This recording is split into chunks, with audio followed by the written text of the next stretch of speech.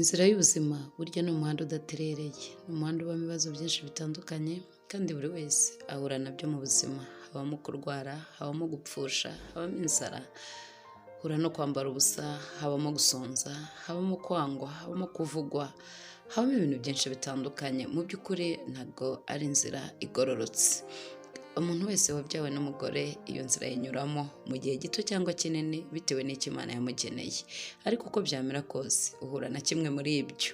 Bivuga ngo rero ikibazo ntabwo ari ibyo duhura nabyo, ahubwo ni ukumenya uburyo tubyitwaramo kuko bisa n'ibiri muri package y'ubuzima.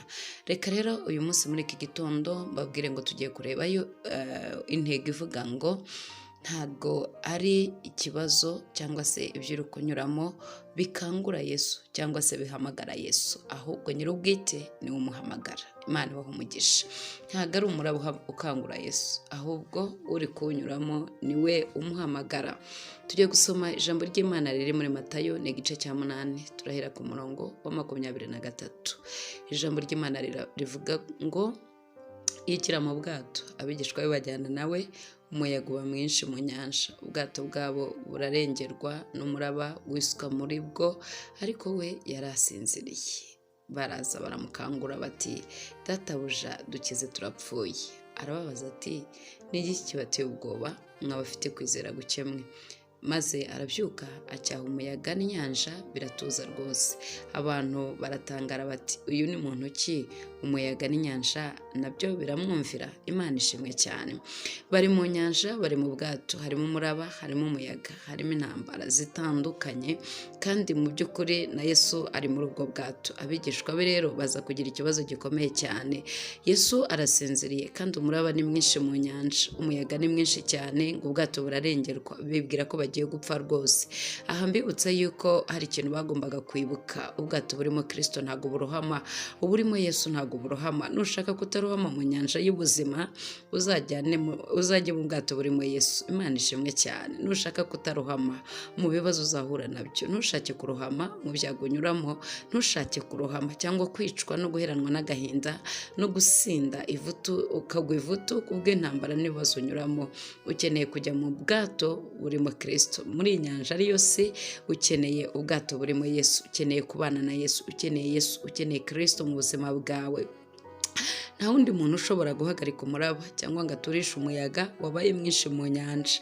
Ntawubaho muri iyi nyanja y'ubuzima, ntawubaho, uko Yesu wenyine niwe uturisha ibintu bigatuza. Ninde ushobora kuhagarika ibyo uri kunyuramo mu gihe wumva wabuze ukurengera? Dawidi yaravuze ngo data na mama bashobora kundeka, ariko wowe ntabwo uzandeka. Reka mbibutse irindi jambo Imana yigeze ibwira Abisiraheli, irabwira ati, umubyeyi ashobora kwibagirwa umwana yabyaye, nibuke n'uwo yunze, ariko njyewe ntabwo nuko nteye, sibwo bubyeyi bwanjye, njyewe ntabwo nabibagirwa. Twavuze rero ngo uyu muhanda w'ubuzima cyangwa se inyanja tunyuramo irimo imiraba, irimo imiyaga. Nunabona inyanja ituje, ntuzagire ngo nuko itagira umuyaga, itagira n'umuraba.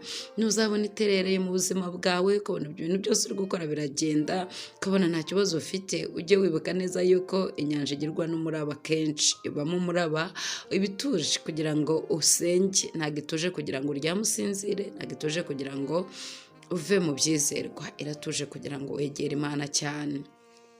Aha rero abigishwa ngo bari mu nyanja kandi bari kumwe na Yesu, umuraba ubana mwinshi, umuyaga uba mwinshi koko, ubwato bwabo bwenda kurengerwa. Baragerageza, barigerageza, baragashya, baragerageza. Mu by'ukuri bagiye kubyutsa Yesu ntako batagize, baragerageje. Rega nawe uragerageza mu buzima, ukagerageza ugakubitiriza ntako utagira, uragerageza hirya no hino ukirwanirira, ukagerageza. Nkeka ko ubu bwato bwagiye kurengerwa, umuraba waje bareba uba mwinshi kugeza aho ubwato bwenda kurengerwa ngo bapfe. Bagombaga kuba baramukanguye kare, umuraba utarababana ibibazo, bataratekereza ko batariheba aho bagera gupfa, baba baramuhamagaye kare. Ariko babanje kwigerageza, baragerageza rwose, baragerageza ngo bagashye babashe kwambuka, ariko biranga, baramuhamagara. Ahubwo ntabwo ubona ko tugiye gupfa, ntabwo ubona ko dupfuye. Ndagira ngo mbibutse neza yuko nk'uko nababwiye, ubwato burimo Kristo ntiburohama. Ni umwungeri mwiza utazimiza zaragiye, ni umusare mwiza utarohamisha ubwato atwaye. Yesu nashimwe cyane. Muri iki gitondo reka nkubwire ngo umushikamisha w'umutima azakurinda uba amahoro masa, niko ijambo ry'Imana ritubwira.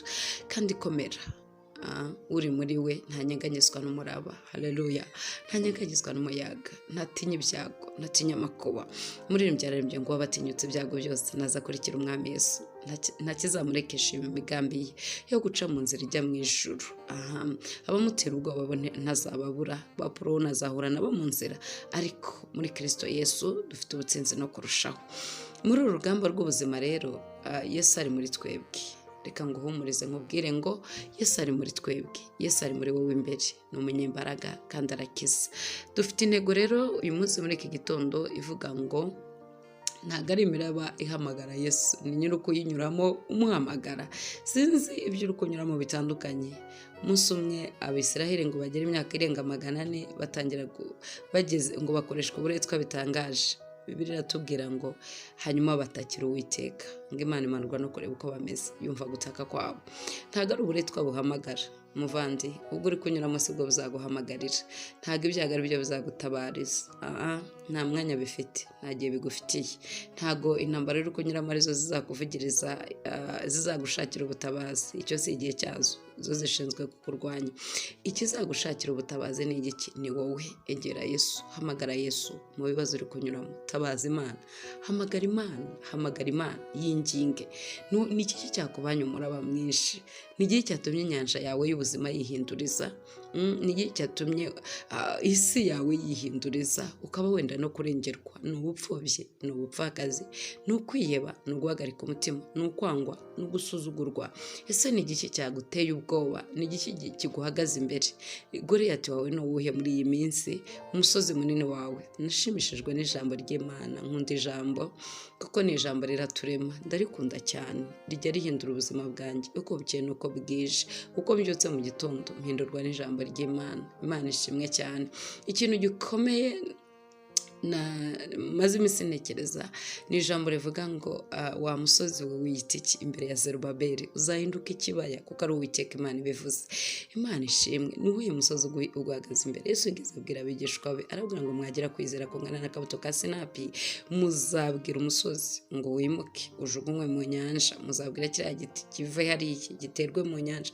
Yesu nabagirire neza, kandi Imana nibaha umugisha. Nta kintu na kimwe kiguhagaze imbere gikomeye cyane, kandi icyo kiguhagaze imbere nkwibutse ko atari cyo kizagutabariza. Oya, ni uburwayi bwawe sibwo buzavuza induru. Uracecetse, ubumbye akanwa, uratuje, cyangwa se wiyahuriye mu bindi, wigire mu bindi bikugize busy, urumva aricyo gisubizo? Oya, igisubizo kiri hamwe.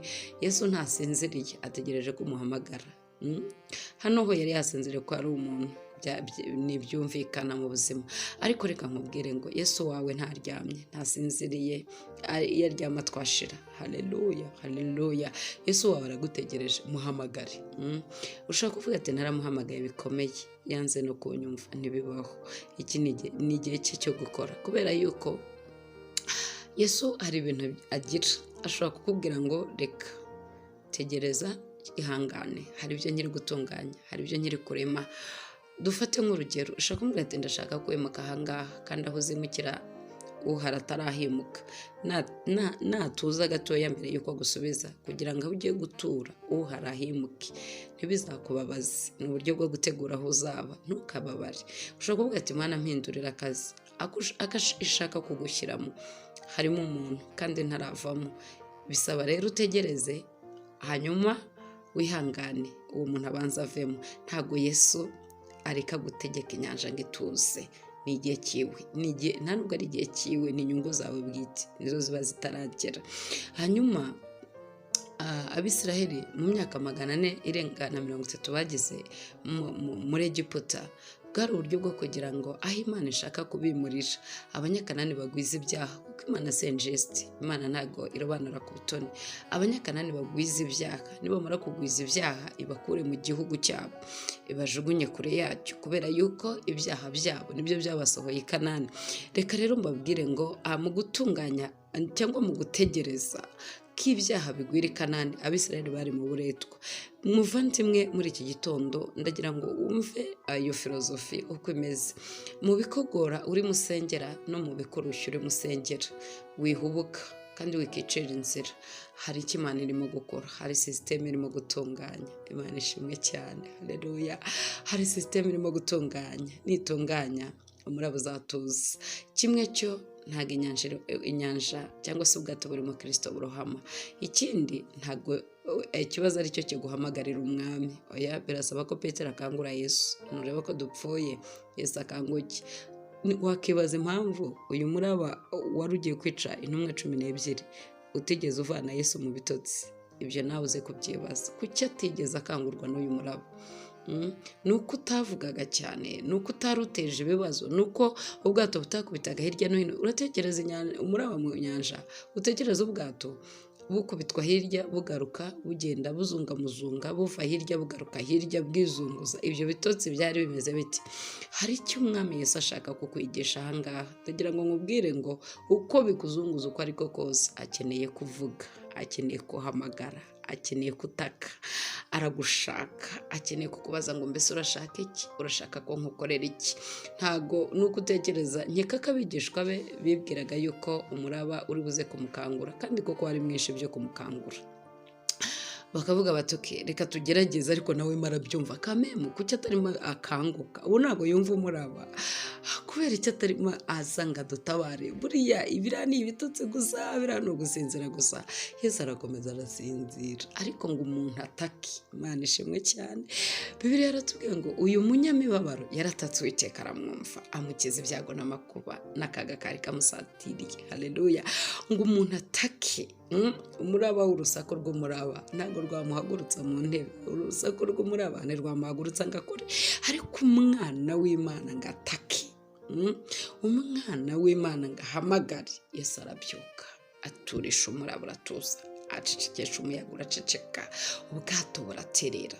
Inshuti zanjye, muri iki gitondo reka mbabwire ngo ibibazo uri kunyuramo ntabwo byahagurutse Imana ngo ikore. Hamagara, sibyo biyihamagara, ntabwo ari byo bihamagara. Kamvuge ngo ntabwo ari byo bihamagara kugira ngo unyumve neza.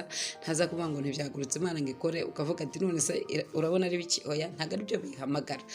Ibibazo uri kunyuramo sibyo bijya ku mavi, sibyo bitabaza umwami, sibyo bijya mu masengesho, sibyo byiyiriza ubusa. Ibibazo uri kunyuramo ahubwo bigutera. Imana ishimwe cyane. Rimwe na rimwe hari n'igihe yemera ko ubinyuramo kugira ngo irebe. Njye nkunda kubwira abantu ngo hari abantu bananiwe gucata, hari abantu bananiwe gushyira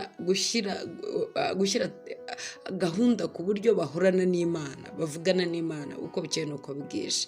Mu ndimi cyangwa se muri gahunda imenyerewe ubu ngubu ushyira amamega muri telefone ku bazikoresha, hanyuma ugacata ukaganira n'inshuti zawe ukoresheje Facebook, ukoresheje WhatsApp n'ibindi. Rero reka mbabwire ngo hari abantu batafite umwanya wo kuganira n'Imana, hari abantu babuze umwanya wo gucata n'Imana. Akenshi rero ibagurira amamega, niho uzasanga umuraba wagiye mu nyanja.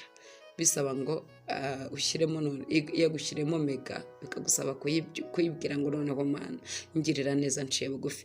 Rero ansoza mvuga ngo ntabwo ibibazo byawe ari byo bizajya ku mavi, ari byo bizasenga, ari byo bizahamagara Imana, ahubwo wowe niwo uzabyuka, niwo uzahagarara, niwo uziriza ubusa, niwo uzapfukama, niwo uzasoma, niwo uzinginga Imana, niwo uzahamagara mu ijuru, niwo uzatabaza ijwi ry'umukiranutsi rigera mu matwi y'Imana.